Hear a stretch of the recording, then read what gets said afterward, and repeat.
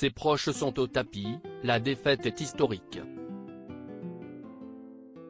Le ton de la voix off de Ligne Rouge, le long format de BFM Télévisions, était grave ce lundi 12 juin. Et pour cause, elle évoquait une scène tragique pour la Macronie qui s'est produite un an plus tôt lors des élections législatives, n'accordant qu'une majorité relative au parti présidentiel.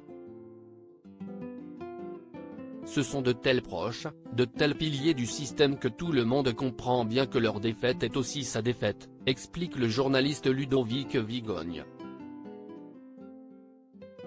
Ce dernier explique que Richard Ferrand avait été l'un des seuls macronistes à croire à un tel résultat. Une vision bien trop alarmiste selon le chef de l'État. Pourtant, le principal intéressé, ancien président de l'Assemblée nationale, a bien échoué le 19 juin 2022.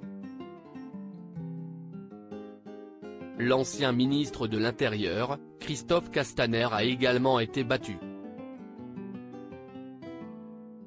Un peu avant 20 h, Emmanuel Macron arrive sur le perron de l'Élysée où quelques proches sont réunis et il leur dit « Bon Ben, on a perdu ».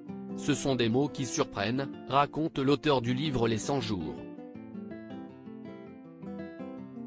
Avant d'ajouter qu'il est même obligé de s'isoler avec Brigitte pour reprendre son souffle. Celle-ci est obligée un peu de le remonter, de lui dire « Allez », qu'il fallait qu'il fasse bonne figure, qu'il soit là, que tout le monde comptait sur lui, a continué sur BFM Télévisions Ludovic Vigogne, qui estime que s'il est vraiment un moment où il vacille, où il est déstabilisé. Ses proches disent que, ce soir-là, les larmes sont au coin de ses yeux, a-t-il conclu. Les 3 échecs d'Emmanuel Macron pour sa part, la journaliste de l'opinion, Corinne Laïc, explique dans le reportage de BFM Télévisions que s'il est une période de grande confusion, de grande incertitude pendant laquelle le président de la République est de plus en plus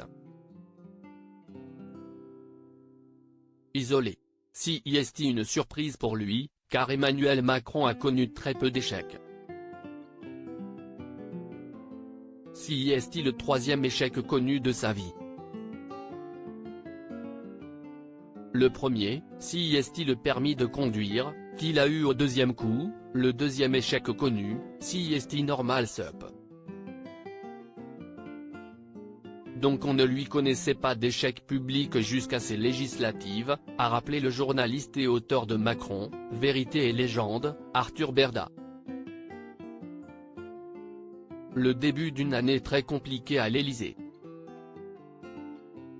Article écrit en collaboration avec 6 médias Crédit Photo, Royal Portrait Europe Bernard Rupsamen.